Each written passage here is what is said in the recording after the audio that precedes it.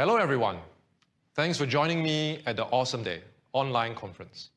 I'm Kwek Ming Chong, and I am a senior technical trainer with AWS. I've been with AWS for a few years and have had the opportunity to assist many of our customers in their cloud journey. Allow me to act as your guide on your first steps in your cloud journey using the AWS platform. This course is intended for individuals who seek an overall understanding of the AWS Cloud, independent of specific technical roles. Upon completing this course, you should be able to define what the AWS Cloud is, describe the AWS services with common use cases. Also, you should understand the AWS Cloud architectural principles, the shared responsibility model, allowing you to relate them to basic security and compliance aspects of the platform. We will also be covering different pricing models and business value of adopting the AWS platform.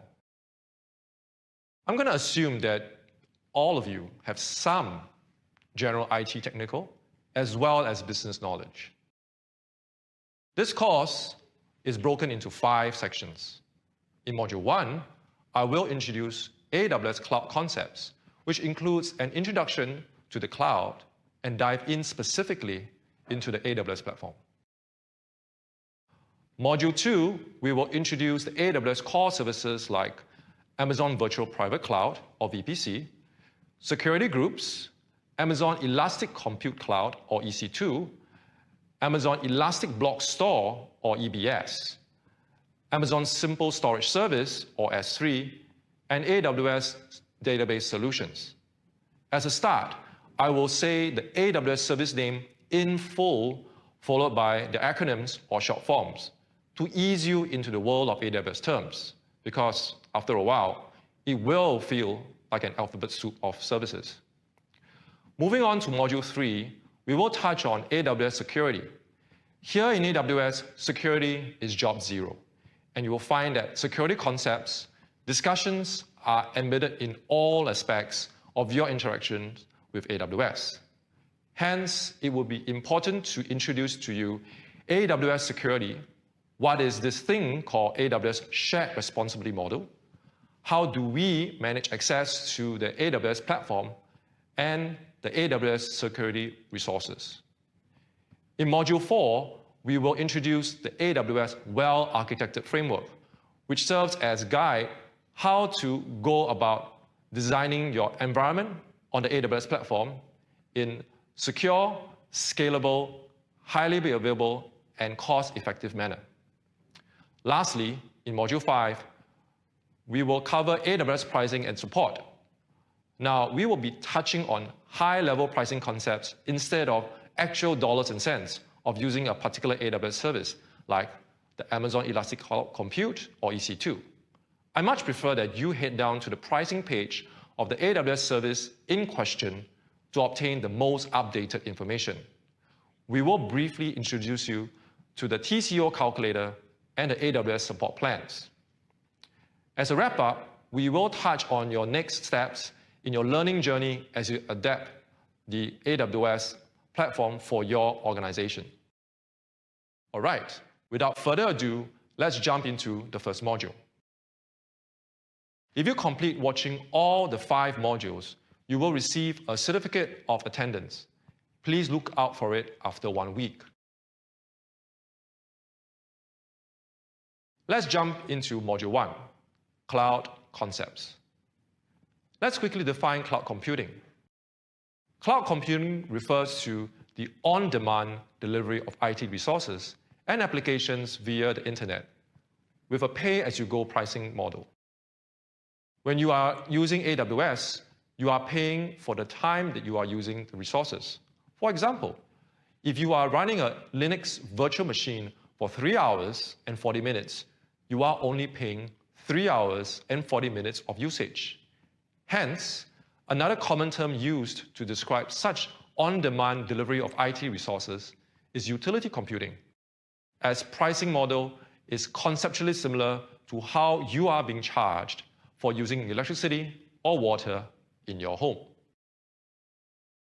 Before cloud computing, you would have to provision capacity based on making an educated guess of what your maximum peaks is. If you didn't meet your projected maximum peaks, you would be paying for expensive resources that would stay idle. Conversely, if you underestimate your actual maximum peaks, you have insufficient capacity to meet your needs. Mind you, this is not taking into account the overheads of real estate, power, and cooling associated with running your own data center. With AWS, you are provided a simple way to access servers, databases, storage, and higher-level application components over the internet. These resources or services can be initiated within seconds without you having to do any physical rack and stack. Any of these services is one click or an API call away. Not only can you initiate these IT resources within seconds, you can treat these as temporary and disposable resources, deprovisioning them when you do not require them, freeing you from the inflexibility and constraints of a fixed and finite IT infrastructure. By harnessing the power of AWS Cloud, your approach to change management, testing, reliability, and capacity planning is more agile and efficient. Once you have created your new AWS account via aws.amazon.com, you can sign into the AWS Management Console by this interface. You can sign in with root credentials. However, it is a security best practice to create IAM users and sign in as an IAM user together with the associated password. Once signed in, you are presented with this interface. You can explore the available AWS services, use our Solutions Builder options to quickly get started with AWS, try our helpful tutorials and videos, investigate our helpful tips, and explore other topics all via a single click. You can also provide us with your feedback on the AWS platform, change the console display language, read our privacy policy, and our terms of use. We offer multiple methods for you to locate our services. You can view recently visited services, such as the VPC service, but remember, you can always return home by clicking the cube. There's also a handy service drop-down menu offering access to all services either by alphabetical order or by groupings of related services. You can access your account and billing information or sign out of the console from this menu. You can use the region selection menu to put your focus in the AWS region that you wish to work within for region-scoped services. The support menu provides access to the AWS Support Center, our public forums, our very comprehensive documentations, and information about AWS training and certification offerings. On the menu bar of the Management Console, you'll also find a handy pin tool that lets you drag and drop icons for your frequently used services onto the menu bar. You can reorder these icons to suit your own preferences. Click the pin again to return to normal operations. You can also remove icons if no longer required. Having set up the icons for your frequently used services, they are now only ever a click away. For each service interface, the left side typically presents a navigation menu of options. Having selected an option, you will now see a list pane for objects at the top and a details pane at the bottom, displaying details of the selected items in the list above. The interface changes according to the service that you're working with. There are controls for you to arrange the list and details pane as required. The details for the selected object are typically accessible by a number of tabs. Remember to return to the starting or home screen, just click the cube icon, which is always at the top left-hand corner. The number one reason organizations are moving to the cloud is increased agility. There are three factors that influence agility: speed, experimentation, culture of innovation. Let's take a closer look at how these factors enable organizations to be more agile by harnessing the power of cloud computing. With AWS facilities all over the world, this can offer you global reach within minutes. While it is costly to put your data centers where your customers are, well, with AWS, you can get the benefits without having to make the huge initial investment. In cloud computing, new resources are only a click away, which means you reduce the time it takes to make those resources available to your developers from weeks to just minutes, resulting in a dramatic increase in agility for your organization. Another agility benefit of cloud computing is being able to experiment more often. AWS enables operations as code in the cloud and the ability to safely experiment, develop operational procedures, and practice failure. For example, with AWS, you can spin up servers in minutes for experimenting, return or repurpose servers for other experiments. With virtual and automatable resources, you can quickly carry out comparative testing using different types of instances, storage, or configurations. Using services such as AWS CloudFormation enables you to have consistent, templated dev, test, and production environments with increasing levels of operational control. Access to low-cost resources reduces risks and encourages frequent experiments.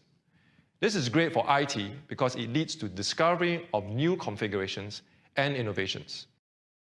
In order to understand how AWS utilizes the agility of cloud computing, we have to look at the AWS infrastructure that supports elasticity, scalability, and reliability of cloud computing resources. Here are some examples. Elasticity in regards to elastic web scale computing, scalability in regards to scaling your fleet up or down depending on needs, reliability in regards to utilizing a highly reliable environment that AWS offers. Let's review the AWS global infrastructure, which can be broken down into 3 topics: regions, availability zones or AZs, edge locations. Those orange circles you see on the world map are AWS regions distributed across the globe, and the numbers within are the number of availability zones or AZs in that region. But what is a region? A region is a geographic area that contains 2 or more availability zones or AZs. Regions are separate entities from one another, and resources in one region are not automatically replicated to other regions. While building and choosing your custom services and features, you have the opportunity to choose in what geographical region your information will be stored. When doing so, it is important to consider which region will help you optimize latency while minimizing costs and adhering to whatever regulatory requirements you may have. Let's dive deeper here on this point. If you are leveraging cloud computing services, you can easily deploy your application in multiple regions. For instance, you can have an application in a region nearest to your headquarters in Singapore. Let's say your largest customer base is located in Melbourne, Australia. With a few clicks, you can easily deploy in the Sydney region to provide a better experience for your customers while minimizing latency and increasing agility for your organizations. All of this within minutes and with minimal cost. Given that the AWS platform has more than 105 services as of August 2018, ranging from compute, storage, security, to Internet of Things, IoT, artificial intelligence, AI, how would you choose a region if latency is not an issue? Well, head down to the AWS region table page that lists down the various AWS services available in the regions around the globe. Here, you can sort through Americas, Europe, Middle East, Africa, and finally, Asia Pacific. Notice that the table is broken down even more into specific locations and what services are currently offered there. Now, let's talk about AZs. AZs are a collection of data centers within a specific region. Each are isolated from one another, but yet they are connected together by a fast, low latency link. So, what exactly is the benefit of having the AZs isolated but also connected? When common points of failure occur, it does not affect all of your AZs because they are isolated. How are they exactly isolated? Each AZ is a physically distinct, independent infrastructure. They are also physically and logically separated. Each AZ has their own discrete, uninterrupted power supply, on-site backup generators, cooling equipment, networking, and connectivity. They are all supplied via different grids from independent utility companies and connected through multiple Tier 1 transit providers. However, all of those details are transparent to you. From your perspective, a single AZ is equivalent to an on-premise data center. Why is this comparison important?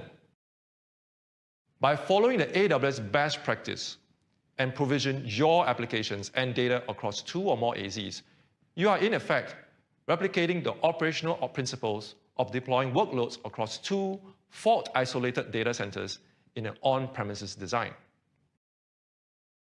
To deliver content to end users with lower latency, as of August 2018, AWS uses a global network of 114 points of presence, 103 edge locations, and 11 regional edge caches in 56 cities across 24 countries. Regional edge caches are used to optimize caching on the edge locations so that users have a higher probability of accessing information there instead of querying the origin servers, resulting in higher latency. All of this optimization is transparent to users. Amazon CloudFront is a content delivery network, or CDN, service used to deliver content to your customers. Requests for content are automatically routed to the nearest edge location so that the content is delivered faster to the end users. Utilizing the global network of edge locations and regions, you have access to quicker content delivery.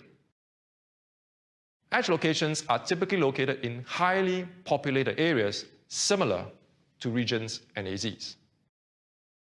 In addition to CloudFront, a number of AWS services leverages on the edge locations. For example, Amazon Route 53 is a highly available and scalable domain name system, or DNS, web service. AWS Shield, which is a managed DDoS protection service.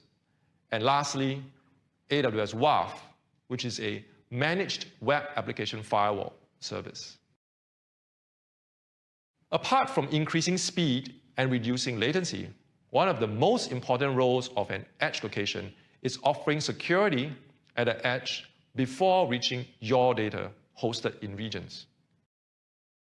Using AWS helps customers develop high-performing and reliable solutions to address most business needs. Whether you are offering media services to customers around the world or managing medical devices for a highly decentralized workforce, AWS gives customers the tools to implement solutions quickly and with limited friction. Reliability at AWS is defined as the ability of a system to recover from infrastructure or service failures. It also focuses on the ability to dynamically acquire compute resources to meet demand and mitigate disruptions. In order to achieve reliability, your architecture and system must have well-planned foundations in place that can handle changes in demand and also detect failure and automatically heal itself. Elasticity is the power to scale computing resources up or down easily. while only paying for actual resources used. Whether you need one virtual server or thousands, whether you need computing resources for a few hours or 24/7, AWS provides an elastic infrastructure to meet your needs. The elastic nature of AWS also accommodates new strategic directions that customers want to follow. AWS offers customers innovative new services and products to utilize for their needs. With AWS, you can easily deploy your system in multiple regions around the world while providing a lower latency and better experience for your customers at minimal cost. Thanks to the efficiencies of scale that AWS enjoys, you can consistently use innovative services and cutting-edge technology without having to go through multiple procurement cycles and expensive evaluations. AWS provides capabilities to support virtually any workload. This level of innovation gives customers continued access to the latest technology. One of the key benefits for AWS customers is the ability to use services at your own pace. By using AWS and the tools AWS provides, customers can grow, shrink, and adapt their consumptions of services to meet seasonal requirements. AWS also delivers a scalable cloud computing platform designed for high availability and dependability, providing the tools that enable you to run a wide range of applications. Using AWS tools like auto-scaling and elastic load balancing, your application can scale up or down based on demand. Backed by AWS massive infrastructure, you have access to compute and storage resources when you need them. We have come to the end of Module 1. Test your knowledge with the following questions.